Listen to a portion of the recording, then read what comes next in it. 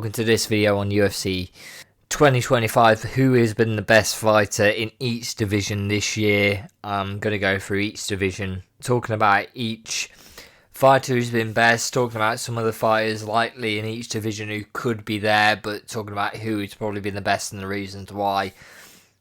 Getting straight into the men's flyweight division. It's difficult. I think Pantoja's had a great run.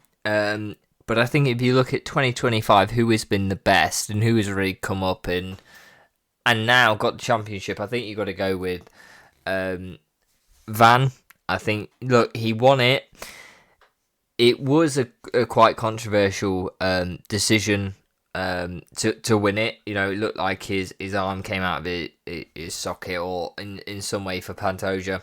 There'll definitely be a rematch very soon in 2026, as soon as Pantoja can do. May even be a fight in between due to that type of injury, but maybe, look, we don't know. Pantoja may be back. I think he's back in the gym even. But hey, let's see. That type of injury is very, it can be quite quick or it can be quite long, depending on the type of muscle injury as well when it has gone back in. But look, Joshua Van took the opportunity, did amazing to beat Brandon Royval as well, to get his top 3 spot and then to face Pantoja. And the way the fight went, look, no one's beat Pantoja in any way. I know it's quite a controversial decision well, not decision, really, way the fight ended. It didn't really start, to be honest, but Joshua Van got himself in the position to challenge for a championship.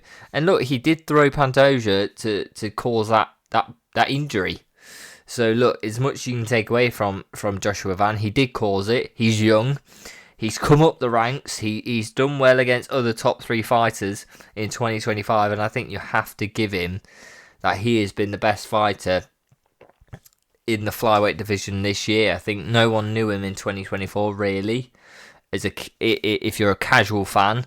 And look, in 2025 he's a champion. So incredible work to do that through 1 year of work and beating some high level opponent like Brandon Royval and Pantoja in that time. On to the next division. I'm going to go straight for women's strawweight.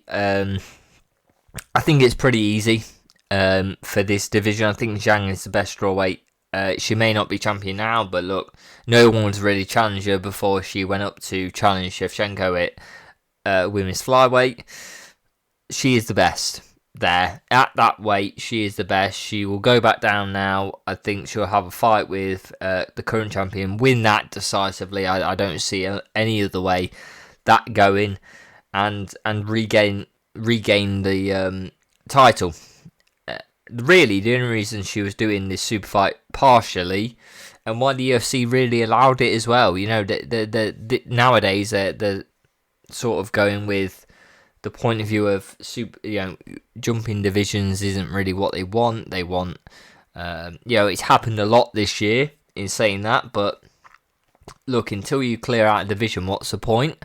And I understand that from a UFC point of view, but she cleared out a division. That's why she got the Shevchenko fight at flyweight. She cleared out the division. She was looking for new opportunities. There's no one really she could face again. She'd be facing people a second time, and they weren't really showing that they were in any way changed from the first fight. And a lot of them lost during that time to other fighters. Then sort of diminishes the value of that fight. So Zhang is best. I think she in 2026 goes back down to strawweight. I think she wins. I think she gets championship back, and she's the top of that division again. I think UFC's got a real problem.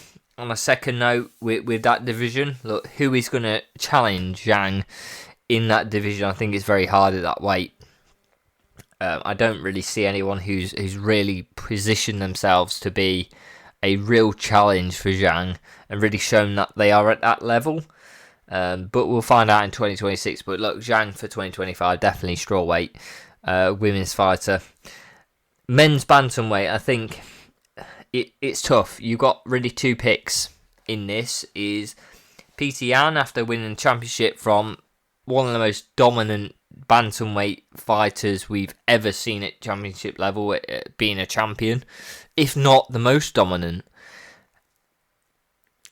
But you've also got that old champion who we're talking about is Dvalishvili, who, look, he was going in a sense against Yan. He was going against for a fourth championship defense within the same year. He defended 3. Yan was a second time he already beaten him. He was taking on a second fight with him. He pretty much cleared out the division, and really this was the only fight to make. So I do have to push towards Dvalishvili just due to the fact that Yan came in, didn't really have many fights with top level opposition, but there was no one really else for Dvalishvili as champion to fight, which basically meant he got a championship fight quite low down, really, in rankings, and he didn't really build himself up to get another shot. He was really the only option that Dvalishvili hadn't beaten very recently. And going for a fourth defence within a calendar year is incredible work. He got 3 wins. Yan beat McGee before this to get a great performance, of course, but then got a championship fight after that. He's had 2 fights. Dvalishvili's had 4.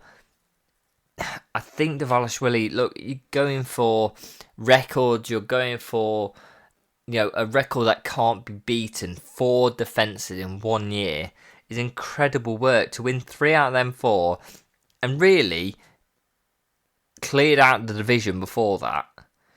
And at the rate he was doing it, there'll be no one to fight. If he beat Yan, who are we talking about to fight him? Would be my key. There's no one.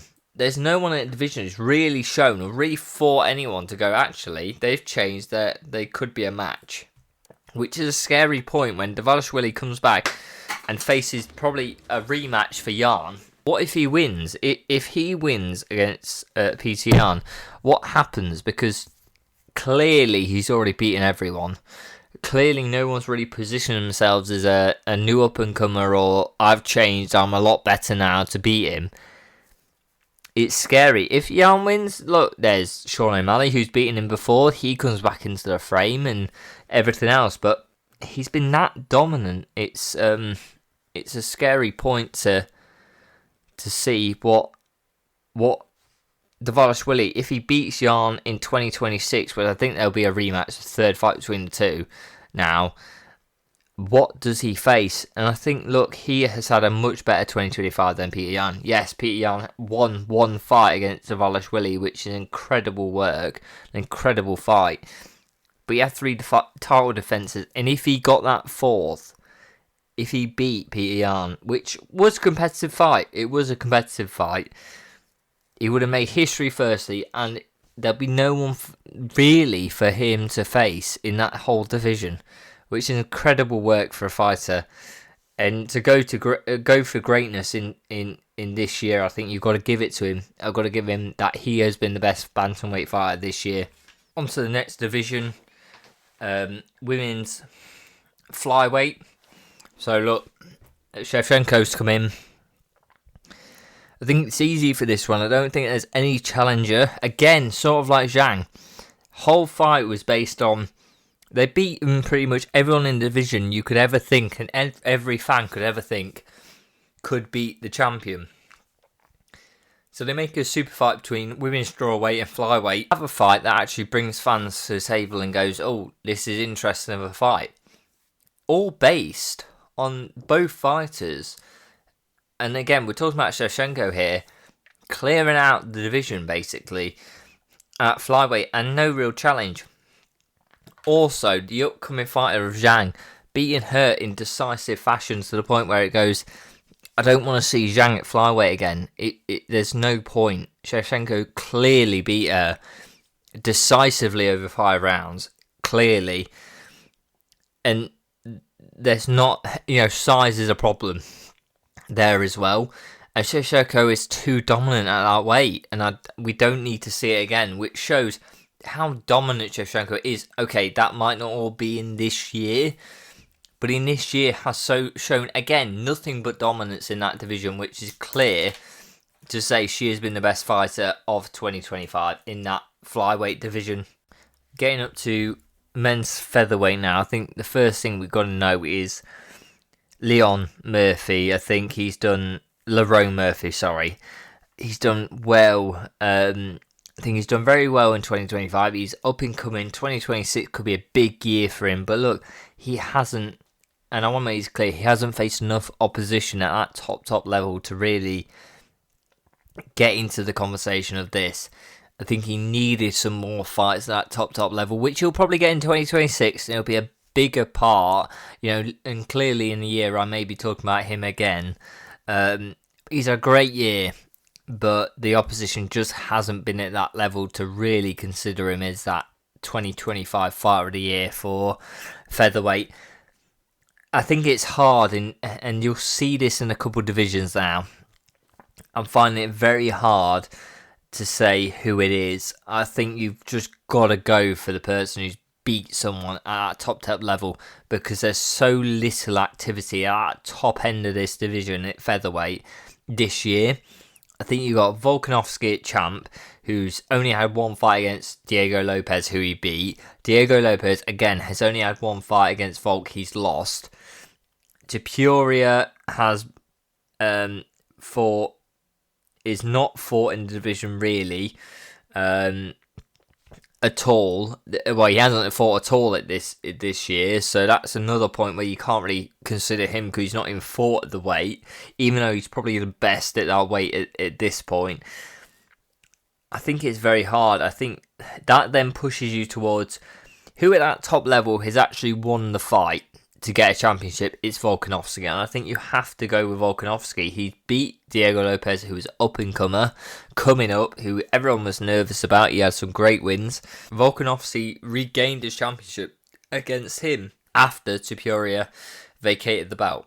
So I think you have to go with him. I think Volkanovski got the win. Topuria hasn't fought that in that division in the whole of 2025, so he's not to be considered. So I think you have to go with Volk. He's beat the challenger for the vacant title, and to be honest, there's not been much activity at the top end of that division with top level opposition all year. And so you have to go with the guy who's got the championship and actually won a fight at that top level in that division in the year. So I think Volkanovski, best fighter at featherweight this year, 2025. Women's bantamweight now. I think there's only one answer. It's quite clear. Kayla Harrison. Dominant. Really, I think it's only one fighter can challenge her at this point is Amanda Nunes, which I think is on the first fight in 2026 coming up, which will be incredible and will be high level. I think Amanda Nunes in her previous fights, I always thought she would win, but I do think she's got a massive challenge with Kayla Harrison. Kayla Harrison never really had a problem with any fighter she's beat or fought at all, and so there is a bit of a who's going to win. Does the ground game, and it's really opposites. Amanda Nunes incredible on the feet, Kayla Harrison incredible on the ground. Which one wins? I think that's a great fight to see in 2026, and it'll be early on we see that. But look, for the fighters who fought, Amanda Nunes hasn't fought in 2025. Obviously, he's been out. Hasn't been fighting, I believe retired, is now come back and said, look, I'm not retired now, I'm training, I'm going to fight Kayla Harrison 2026. But look, Kayla Harrison has been the fighter of the year for 2025, and look, we'll see next year. There's an incredible fight there, which is incredibly interesting. Is someone, Kayla Harrison, who I think could very much challenge Amanda Nunes, and to be honest, could even be a very, it could be a pick'em on the night, very close odds, or, to say it, Kayla Harrison could be the favourite, to be honest, in that fight. So, yeah, I think Kayla Harrison, incredible 2025, has been incredible since she joined the UFC and has continued that in 2025, and will likely continue it in 2026. A fight against Amanda Nunes, I think she will show she provides the biggest challenge to Amanda Nunes in the UFC that she's ever had, to be honest. So good to see that. Kayla Harrison, great 2025. Men's lightweight, again, sort of like men's featherweight, lack of activity really at the top end. So it's hard. I think you've got one. Really, you got fighters who've fought once and won at top end, or you have people who've fought more than once and maybe only twice, who've then in one of their fights lost to these guys who've only had one fight a year. So I think the only option is Topuria in lightweight. I think Makhachev hasn't fought, again, sort of like featherweight. Topuria hadn't fought. Makhachev hasn't fought at lightweight in 2025. It excludes him completely. Topuria faced Oliveira, who's, I would say, the toughest challenge in the lightweight division at current, and beat him decisively and easily, and really came into the division going up in weight, showed how good he is, and easily dispatched Oliveira. I think, look, it's getting to the point with these divisions, lightweight, I mean even welterweight now with Makhachev. Okay, that's slightly different, but there is a lack of new competition for a lot of these guys, where, look, Topuria beat Oliveira in that style. Who's going to challenge him? I know we got Paddy Pimblett, who's probably, I would suspect, if he beats Gaethje, gets a title shot against Topuria. If there's not a super fight with Makhachev, which I think they'll ask Makhachev to fight someone else at welterweight first. There's a lack of competition. There's just such a lack of competition. If you look at the people in there, Gaethje's looking to retire. I think this is his last fight against Paddy Pimblett, start of 2026. So that rules him out, really. And then, really, you've only got Paddy Pimblett, who's on the rise. Everyone else, look, Oliveira's already been beat. So it becomes there's a lack of competition there for the champion, which is a tough one, where, look, it looks likely, from my point of view anyway, that they'll have to make the super fight with Makhachev. If they are both, look, if Makhachev gets another win at welterweight, if Topuria dispatches Paddy Pimblett if he gets the Gaethje win, I think they have to make that fight, because there's not really that much coming through, I don't think. Anyway, someone could in 2026 to go on a Joshua Van run and get a championship fight in a similar style where Pantoja was so dominant. But I think there's a key fight there that they could make and make a lot of money from the super fight between Topuria and Makhachev, which they will be eyeing up to make once they can. But look, getting back into the men's lightweight division, to be honest, Topuria is the only fighter who's really... He's only had one fight, but he's beat people who... Oliveira, he'd beat him, who's a top end of that division. And there's no one really else to challenge him that I could actually challenge to go, they've had a better 2025. Because, again, lack of activity from the other guys to really challenge that. Which I hope we see different in 2026. I think there's been quite a lack of activity in featherweight, lightweight, of people actually coming through and not just getting a fight, losing, win, lose, and really showing themselves as that next guy in that division. Men's welterweight, and again, at that championship top end of the division level, it's difficult. It's difficult. There's not been massive activity.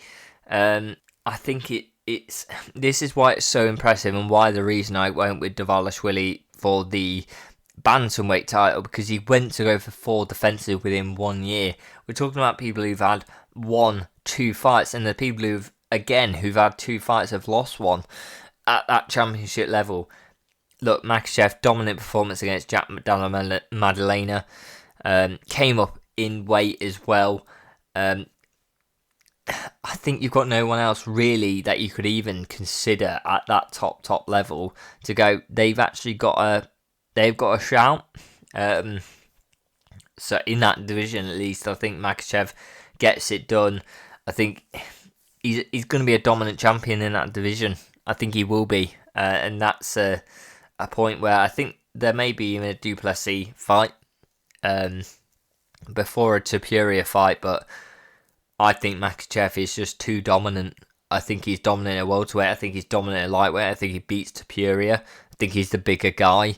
And at that top level, Tapuria at that top level, Makhachev at the top level, there's not that much between them in a sense of skill. So size, natural size will come into it. And I think, obviously, Makhachev is bigger. And that will support it.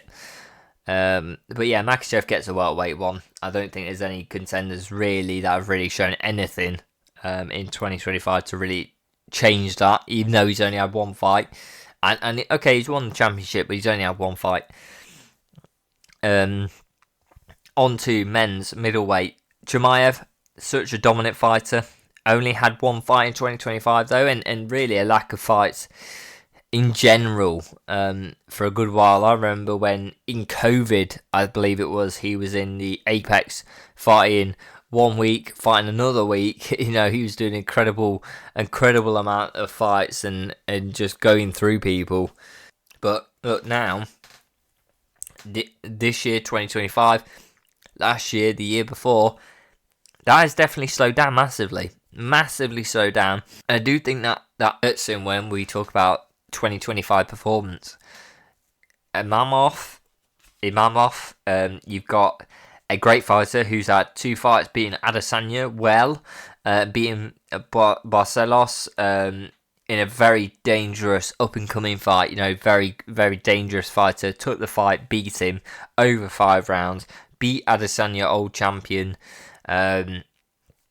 I think he had incredible performances, and I don't think you can say, okay, Chimaev may have won the belt, beat Duplessis, but look, them 1 fights a year are really tasting here, for me at least, how much I feel that he's in there. 1 fight a year for many years. I get it for 1 year if you've got illnesses, you've got issues, you've got injuries, but look, it's been that for a while, and to be honest, we're not seeing enough of Chimaev. Imamov should get a title shot in 2026, but look, if he's only having 1 fight, Chimaev, and that fight goes to Duplessis, it could, as a rematch, then he won't. It'll be 2027. This is really stalling the division. We need to get these champions fighting at least twice a year, because it really does stall the division. Chimaev is a dominant fighter, but look, Imamov has really shown he is top level as well. Beating Adesanya, yes, okay, not that championship level Adesanya that we've seen before. Been beaten a couple of times, which knocked his confidence, and confidence is key in Adesanya's fight game. But Barcelos as well, beating him over 5 rounds, and a dangerous up-and-comer. Incredible work. It'll be a struggle for him to beat Chimaev, I think, because Chimaev's so dominant on the ground, whereas Imamov is very much a stand-up fighter. But he has a bit good clinch work, but he nowhere near the level of dominance on the ground as Chimaev. I don't think anyone is, though. But he just needs to be able to stop some takedowns, get Chimaev hurt, and then it all changes. So, look, I hope that fight gets made. I hope Chimaev also becomes more active in that division, because it will start stalling the middleweight division if not. But I think Imamov, I think he's had the best 2025 we talk about in middleweight division. And look, this can very much change for 2026. Obviously, Chimaev starts having more fights, gets some good wins, easily the best fight currently, I believe, but Imamov could easily do quite well in 2026. I think he does pose a big challenge to them top guys. He's really passed every test presented to him. So look, he's no slouch against these top guys. I think, to be honest, he can beat everyone. Chimaev's going to be very hard to beat. I do think he beats Duplessis, though. I think he does beat. I think he's second in that division currently. I think he's that good, and I think he does present a problem for Chimaev. It's a different type of challenge, one that he hasn't faced, and a guy who's going to be coming off a good streak of wins if he does face Chimaev, similar to what Chimaev did to get to where he is. So big confidence coming into a fight, which is key.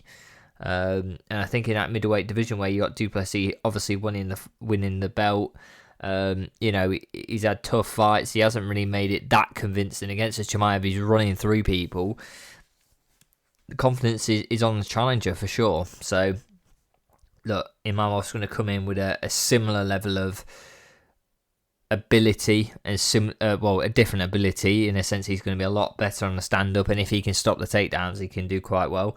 But a similar level of confidence going in, which is something I don't think Chimaev's really faced in the UFC ever, to be honest, ever. So getting on to men's light heavyweight, I think this is quite clear. Alex Pereira, easily the best fighter in the light heavyweight division. Ulberg, obviously, got to mention him, has done well in 2025 by beating Yan and rising again, against Reyes. Beat a resurgent Reyes, beat him as well. But both, are they really top fighters in that division at this time in their career? No, I wouldn't say that. I wouldn't say that they're top five. Maybe top five, maybe definitely not top three, I'd say.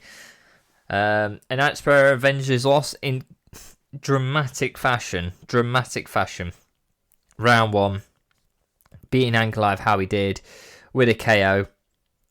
Incredible work to come off a fight where a lot of questions were being asked of Pereira coming into the second. Pereira came up with, in a sense, at the time it sounded like excuses of not being having his full ability there in the first fight. I think being ill or being injured, some type of thing like that, and then came into the second fight and sort of, in a sense, for myself as a Pereira fan, being nervous with that level of talk from him, because he never really has before, never really made excuses like he did. But in this second fight, really, if you wanted to believe the comments from Pereira around the first fight, that's what he had to do in the second. He had to go out there and beat him decisively, which is exactly what he did in round one. And look, Ankalaev's top guy. He's definitely the second best in that division.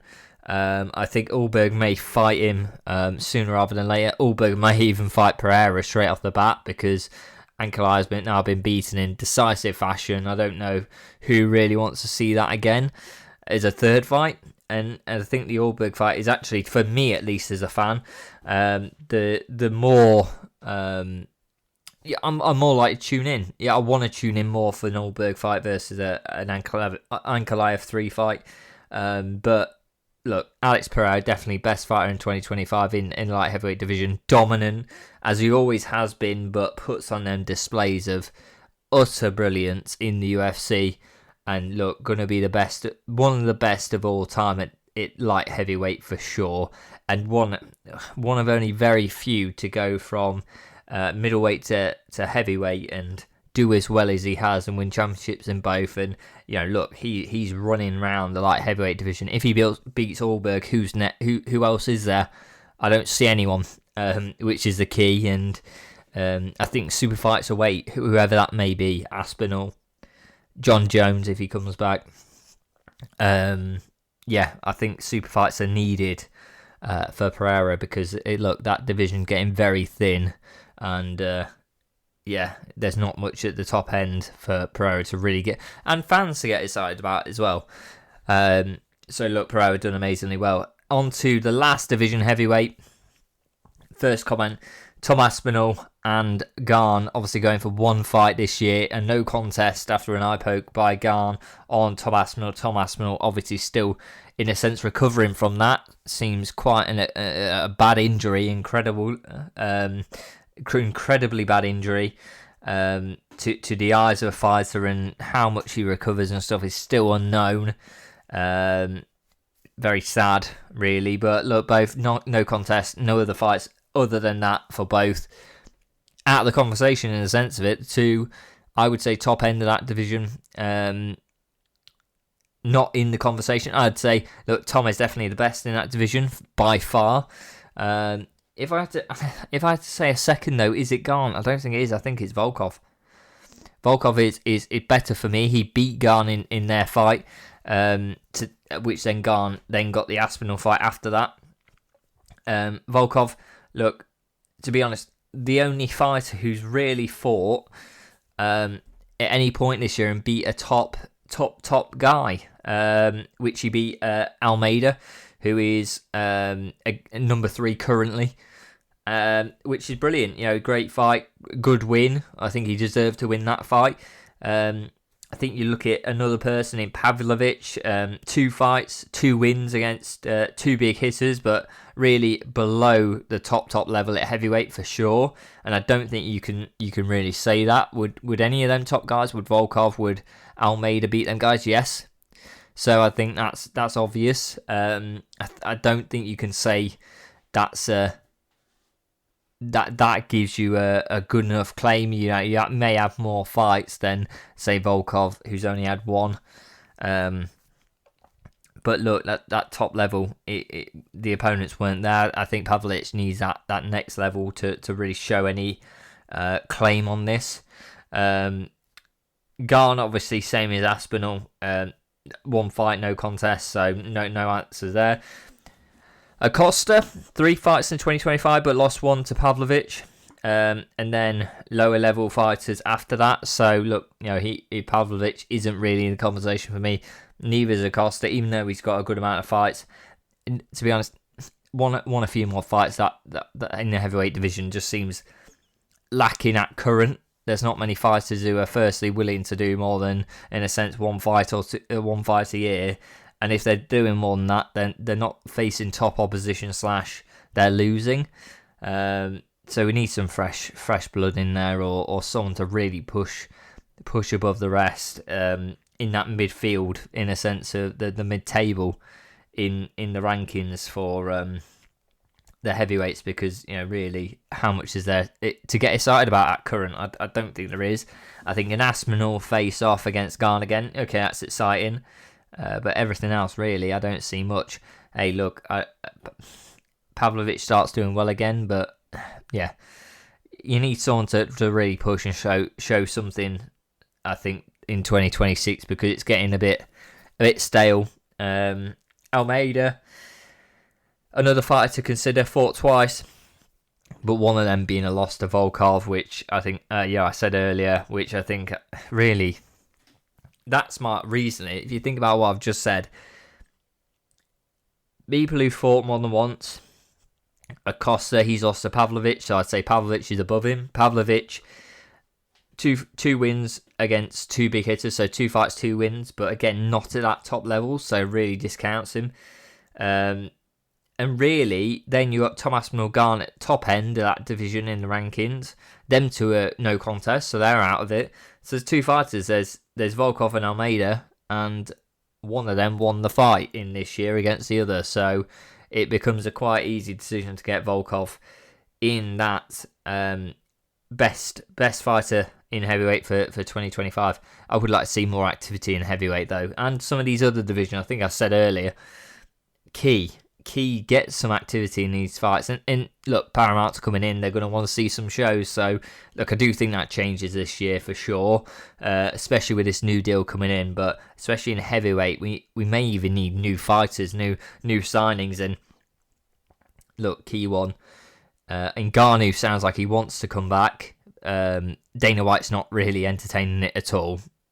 Well, not at all. He's literally saying no 100%. So in his interviews, he's not ever going to consider that, from the sounds of it, which is, really, heavyweight need a fighter like that to G it up a bit, I think. But look, they do need some talent in that heavyweight division sooner rather than later, or someone to push themselves above the rest, because it's getting a bit stale. But let me know what you think in the comments down below of what I've said. If you think I've got anything wrong, let me know. Who do you think should be in each division? And thank you for watching the video, and I'll see you next time.